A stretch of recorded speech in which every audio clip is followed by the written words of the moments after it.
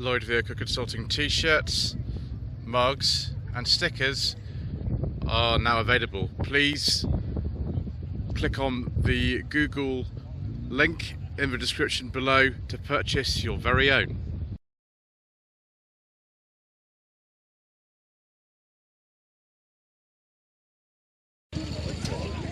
Good afternoon. Today is the 8th of May and this is the Basingstoke Festival of Transport, which is extremely busy today. This is the Slightly Shambolic Shuffle Part 2. I do apologise if I fall over, get things wrong, if there's wind noise, and if I just generally make a hash of it. That's just the way it goes on this channel. 1967 Volkswagen Type 2 Splitty. One of the late ones actually, I think they finished production in 67, so yeah, split screen, there we go. Don't know if that engine's standard or not, who knows. Another one of these kind of T5s here. Most of these have got forbidden fuel engines in them, so unfortunately viewers, we can't talk about them on the channel. We just keep going. Citroen H van, I don't know what year this is, it's very hard to tell with these. They made them from 49 to 81, but we've got the sort of hammock type seats. I didn't realise they move around like that. That's quite handy. This one must be quite early if you don't actually have your seatbelts in it. Another Focus here. What year is this? It's an 02, but it's an ST. That Granada or Scorpio Estate's going to get loud a little while. Better stay a little bit back from there. 1989 to 90 Ford Orion. What specification is this one? Is this an injection gear or something? No idea. The lights were on that Grinnell earlier on. Grinnell TR9 it was called. Quite a late Sierra this one. Let's take a look around here to move away from that noise. 1992 1.8 LX Sierra, end of production, so yeah, okay. XR bumpers, gear wheels, GLS spoiler and mirror, 89 interior, weird. An automatic gearbox, it's an interesting specification. I did actually drive a Sierra back at the Great British Car Journey in December, and that was very popular actually on second-hand classics. It was the 89 Sierra Zephyr. Another, what was the Focus RS? I think they did an RS in a Mark 1. I can't remember now, viewers. Yes, they did. That plate's probably about right, so 2003 to 4, so they were quite close to the end. Sorry. That plate's actually about right for this Mark 2 Focus ST. It's a pre-facelift, and the facelift I think was right in 2007, so it's probably about right, although that's probably a personal plate. Another one of these Mark 4 Escorts, the XR3i. That is actually really nice, viewers. Lovely condition. Right, I think we've come in essentially where we started on this bit, so we shall go to the next row. Just found the Hampshire and Berkshire RS Owners Club, so lots and lots and lots of fast Fords. 1969 to 70 Ford Escort RX Mexico. Again, very, very, very nice. Worth quite a lot of money now. The wheels are very often actually used on the Mark 1 and Mark 2 Escorts by people because I can't remember what the original ones were. I think they were sort of dog dish ones, weren't they? Interesting. 1977 to 78 Ford Escort RS 1800. We saw an Irish registered one of these at Pop and Fly-In earlier this week. I didn't even know if they made an RS 1800, but clearly they did in this country as well. So this is, I think, an RS 2000. It's a late Mark II, 7980 registration. But it's got some body kit on. Is this like an X-Pack like you get on a Capri with these flared arches and things? I don't really know, viewers. Answer the comment section below. That does look like the Pinto in there though. Ooh. Is this a Gartrag Escort, viewers? With a Cosworth engine in it. These actually didn't have the Cosworth in them new. I think it was for Cologne, but yes, it's a Gartrag Escort. Thought so. 82 to 83 registration. We didn't make an awful lot of these. I think it's a bit like a sort of Sierra underneath actually, because the engine's longitudinally mounted. I believe these are also a rear-wheel drive. Built in Cologne, there we go. Werke Aktiengesellschaft. Another RS turbo here, I think. Had, you know, this kind of period modification of the front lights. This one's 89.90. Steering wheel is not the original one on that one. Is this another Focus RS? The Mark 1? Yes, it is. It is a Mark 1 Focus RS. One of 4,501 built.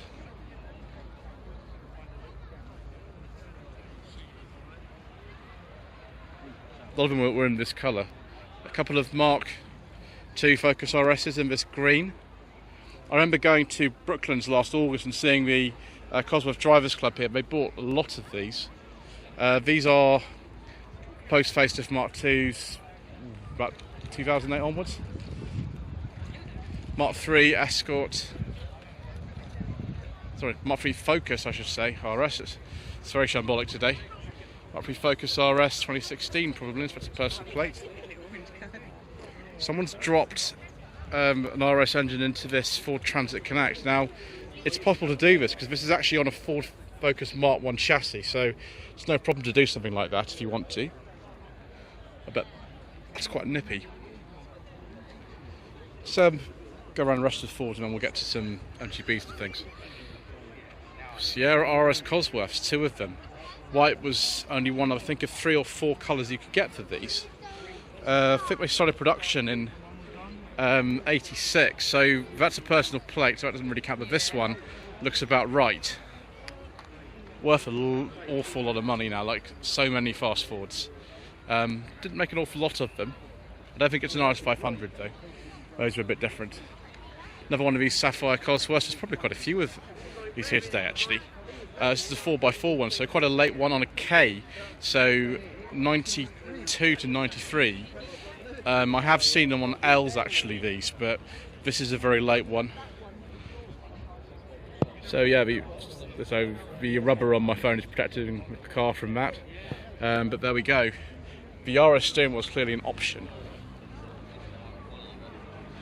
So another one about the same era. I think these wheels are more common on them. Probably those are an optional wheel. I don't know.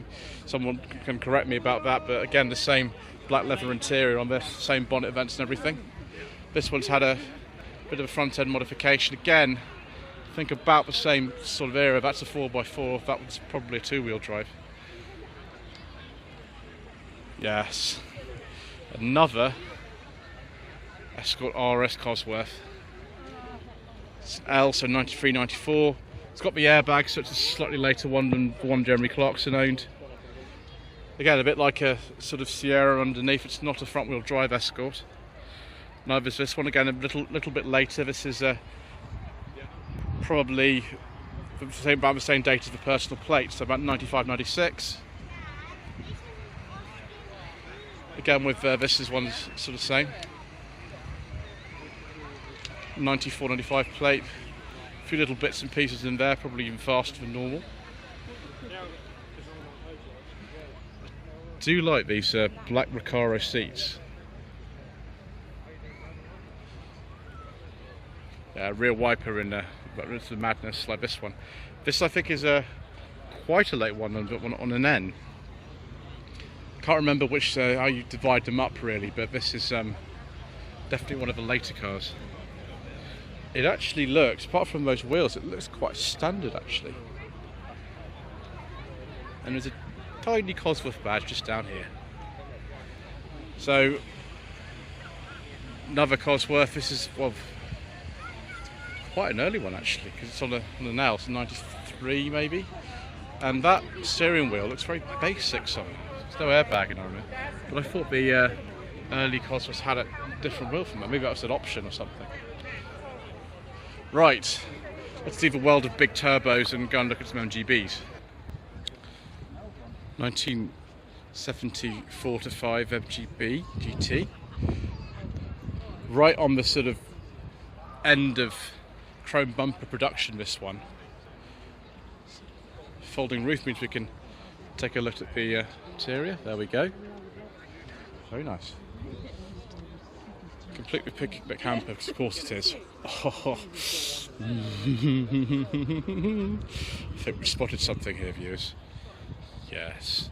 X300 Jaguar XJ with a beige leather interior. Of course. I do like a nice beige leather interior. 96, 97 registration. 1971 72 Rover 3500 V8. This looks like an early facelift one actually, this one. Interesting wheels on this. They look pretty good. This one's got sort of biscuit interior. I don't know if it's wood or not. It's got a 5-speed gearbox. That must have been put in later. Very nice. Very nice indeed. It's a 300S. And then quite a contrast here. A Nash Airflight Ambassador from 1950. I've never seen one of these before in my life, viewers, but I think some of you, maybe particularly who are familiar with American cars, might be rather overjoyed to seeing that. 1967 to 68 Rover 2000. I happened to drive one of these actually last year, also 67 like this one, an SC, but the one I drove was an automatic. It's owned by Alex from the Active Assets channel. I'll take a photograph of this actually for her as well. I'm sure she'll like that. This one's, oh, it's lovely, this one. One thing I don't like, it's got those fixed seat belts. Don't get on with those very well, viewers. Excellent Stag Owners Club is here. Some more stags. This one's got sort of brick coloured interior, and it's an automatic. 7475 registration. This one's a pretty local car. It's a Portsmouth plate. 7677 is quite a late one, definitely a Mach 2. Manual with the wooden dash in a typical sort of 70s colour. Really, really nice colour actually. Dark blue Stag here. 72, 73 registration, also a manual.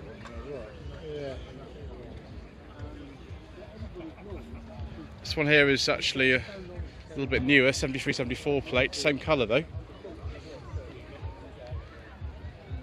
Ooh, I like the colour of this wood in here, that's very nice. It's very nice indeed. I like the full instrument panel that Stags have as well, which is sort of Triumph 2000, 2500s of a year sometimes had. I also like the Stag wheels. Earlier car here with wire wheels, Mark 1, 71, 72 registration. Some fitted an interesting steering wheel to that one. Contrast here, 76, 77 registration, and a little friend on the top. Is he a Stag? Oh, he is. Hello. Looking very proprietorial there. Like everything else, body trim.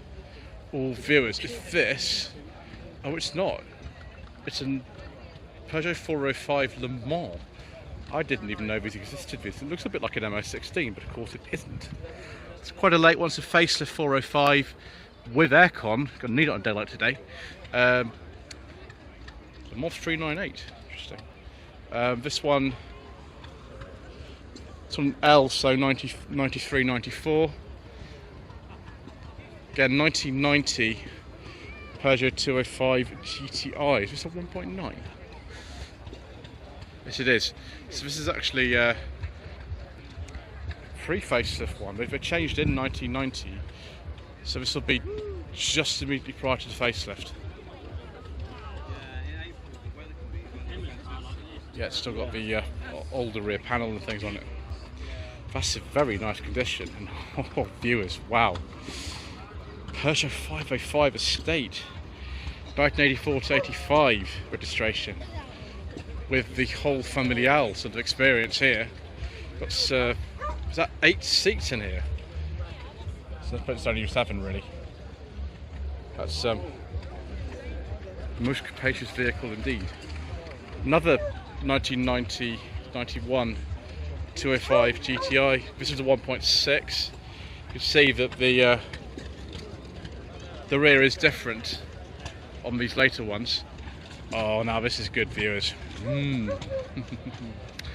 2001 Peugeot 406 Coupe. This might even be a V6. We do like those viewers very much. I've driven one of these on sensible second-hand classics. It was very nice. They're very, very nice indeed. And I know Justin, who is a Persia expert, who also supplied the RCZR channel. We've seen another one of those as well. The RCZR for the channel, he would like this. He's got several of them actually. He's got a blue one and a green one and a yellow one and all these sort of things. Yes, it is a V6. It's a 2001, the plate's been changed. Say 2000 Peugeot 306 XSI, which is a one below the GTI 6, but this has got a 6-speed gearbox in it. That's interesting. Ooh, a Peugeot 309 S16. So this will have the engine in it from a 306. I don't think they made an S16 version of this. Very rare. It's a pre-facelift one. No, it's not. It's got the boot lid that opens a bit lower down, so it's a post-facelift. This one, it's 8990 registration with modified front end. Another modified front end on this 306. It's probably a GTI or something, I imagine. Yes, I think so. 208 GTI here. I've driven a 208, but it was yes, it was the least powerful one, a 1.2, no turbo. Peugeot 306 Rally. This is, doesn't say what year this is. No, I think it's a 99 on a T. Again, we've got some interesting seat fabric going on here, viewers. There we go. Ooh, oh, now this is lovely. Look at this. 1990 to 91 Peugeot 309 GR injection with a rev counter and alloy wheels as well. Oh, fog lights. And yes, it's a GTI Goodwood. Oh, viewers. I'm so sorry, viewers. I just got a bit too excited just then. I do like these 309s, and this is a really late one. It's a 93 on an L. Oh, these are special, viewers. That is amazing. I don't know if these wheels are the standard colour they would have come in, but everything else looks correct to me, apart from the wheel and the gear knob. Those have been changed. But that is an absolutely beautiful car. That is astonishing. Oh, viewers. Sometimes I get overcome at these shows, and that's another time that it happens. Another 309 here. This is, I think, an earlier one. It's the new registration, 87-88 registration. This has probably been modified quite extensively, though, I imagine. Right, let's move on to the next bit. I'm going to skip the 207s here because I'm not a huge fan of those cars. They've got Prince engines in them, therefore we can't really talk about them, I'm afraid. But we have here 1999 Peugeot 106 GTI. Gosh, so many of these got thrashed and crashed. This one looks perfect. That is rather nice. Just ended up at the Mark 1 and Mark 2 Granada Guild stand.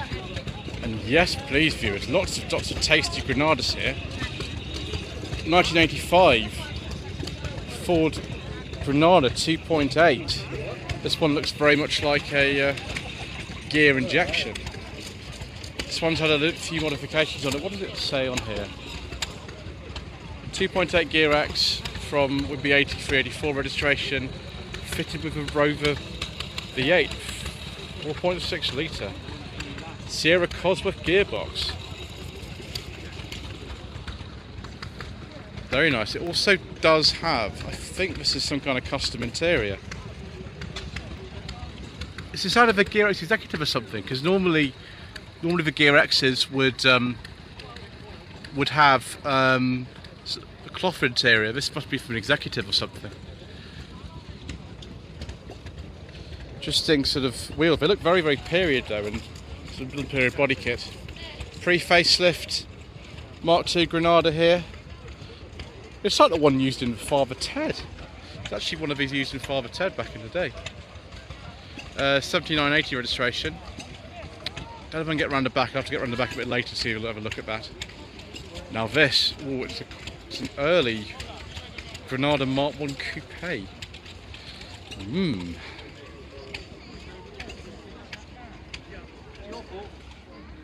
Yes. I think they're all auto actually, these. It's a sunny day, so we get a little bit of a shadowing from the sun. I think they were all 3 litre gear specification. 1977 Mark I Ford Granada 3 litre GL automatic. It's a very, very late one of these. Look at that. That is spectacular. Yeah, the Mark II came out, I think, August 77, so it's a very late one of these on an R. So yeah, it's before the plate change, so one of the last, I imagine. In fact, here is another Mark II. The preface of this one, 7980 registration. That's backed by the tax disc.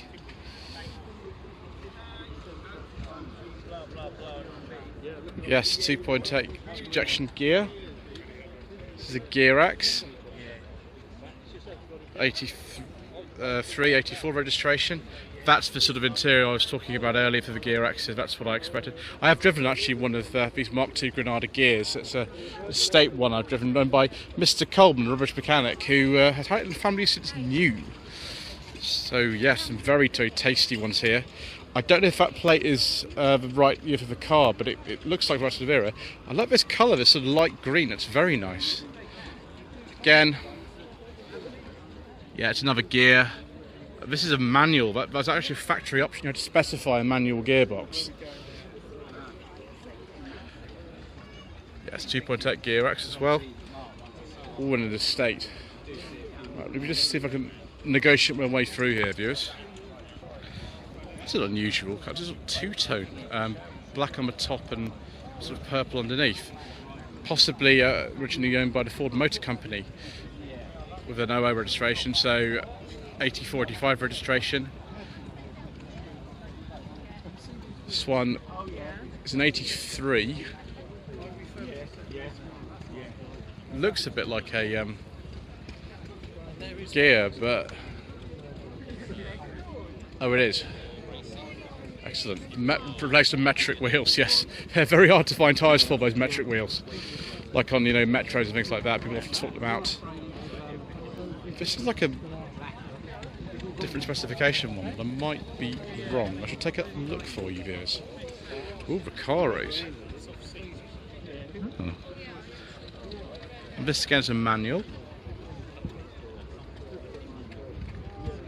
It just says Granada on the back. Don't know what specification that is. Ooh, another one of these Mark I Coupes. Well, what's a beige crushed velour interior. Someone's put a 5-speed manual in this. Now, that would have been a change because in this country, all the coupes were actually auto. Got another one here. That's the later style of grille. I just would put like a console front end on this or something because it looks a bit different. Could be wrong though. This looks like it's very different from the normal spec, but again, I could be wrong. Mr. Coleman will have to tell me later on when he views the footage, and they'll tell me where I've gone wrong, because I will have done. It's a 7475 registration. And yes, more tasty Mark II facelifts with the spoilers. Now, regardless of whether it was actually an injection car, all the spoilers at the front had 2.8i on them. That's the way that they came. More Chatsworth cloth. Oh, another manual. Gosh, we're in force today. Yeah, that was the 2.8 GL, another 2.8 DRX. And that's a 2.3 GL. The 2.3s are quite rare actually compared to the 2.8. I don't know why particularly, but that's just the way that it goes. Right, we shall move down onto the next bit and associated with the background. Here we are, viewers, again at the Imp Club. It's still like an action replay of Popham, but in considerably better weather. So, Hillman Husky, I think this is. The Imp Estate with the engine in the back. 68 69 registration. See nicely all the way through there. Hillman Imp Californian, I believe this is. Forget what year this is. It's been modified on that plate. It's not a road legal one. There's probably another plate in there somewhere. There we go, Imp Californian. Nice gnarly steering wheel in there and some bucket seats. Another one of these Hillman Huskies. Slightly earlier one, this one, 67, 68 registration. And the seat belts, which go quite a long way. That's the more sort of standard dash that you would have found in them with the extremely confusing stalks.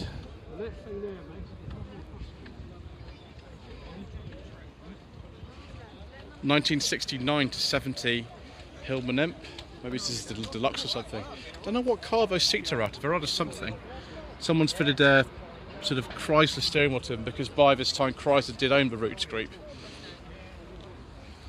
Slightly later one here, this Imp or whatever it is, has been modified. And you can use them very successfully for rallying and things like that, viewers, of course.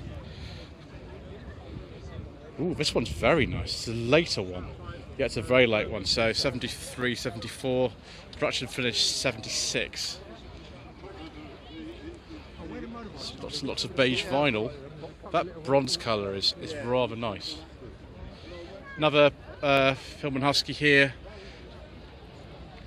Of the H, so 69, 70 registration.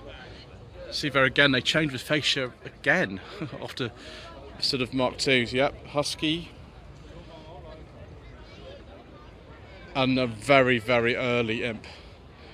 Similar to the car that Richard Bradford drove in Man in a Suitcase. He drove several Imps and Singer Chamois and all that sort of stuff. But this is a very early one. Green on green. First year of production was 63, so it's a very beautiful early one. 65 Imp, again, it's been modified in there, the tartan, reference to the fact they were built in Scotland. Excellent. And we've got some more Sierra action going on here as well. 1989 to 90 Sierra 1.8L. These alloy wheels, are these alloy wheels or are they just covers? Answer in the comment section, viewers. I'm not actually sure about that. I'm not sure these are standing on it. It's an L automatic with manual windows. Interesting. No headlight wipers or anything like that. Nice little MG midget here, 7071 registration. This is another Triumph TR4A. They seem to be reading here today. Could actually just be a TR4 because 66 was the changeover point, so it's a TR4A. It's funny, it doesn't say independent rear suspension on the back of this one, and that's the standard, literally steering wheel because it's got standard Triumph on it. 1967-68 Austin Mini Cooper. I think this is still a Mark 1 It's got this house-style door handle, the sliding windows, exposed door handles, and you have a wavy grille. Not quite after that, but there we go. Ooh, more Cortinas. Very, very, very sort of shiny one here. I think it's a facelifted Mach 3. So 1970 Ford to 75 registration. Oh, it's a 2000E. Ooh, very, very, very posh, viewers. Of course it's got the rear louvers, of course it's got a vinyl roof. What else do you expect? Very, very nice. 1987 Ford Anglia 123 Super. So this is the sporty version of the Anglia, a very late one as well. We've got this little jukebox dashboard in it. The Escort came in late 67, so yeah, that is a late one. 1980 to 81 Series 3 Land Rover. Sure, it's just as basic as ever. Yep, it is just as basic as ever. Of course it is. People love them. Standard 10, probably 1957, maybe I'll buy this, although it was slightly earlier than the disc on it. Ooh, 1964 Ford Zephyr Zodiac Mach 3, that is very nice. It's beautiful. It's a bit more luxurious than the ones you got in Z cars, because those were Zephyrs rather than Zephyr Zodiacs. Very nice. I think we'll finish off, viewers, this rather nice Austin Healey. I wonder what specification this says. It's not, definitely to BN1, it's a bit later. Yeah, it's an early 3000, be about 59, something like that. Anyway, thank you ever so much indeed for watching this part 2 of a Slightly Shambolic Shuffle around the Basingstoke Festival of Transport. Please don't forget to subscribe to the channel, like this video and leave a comment below. We will continue to get around as much of this as we can, as we always do. Thank you.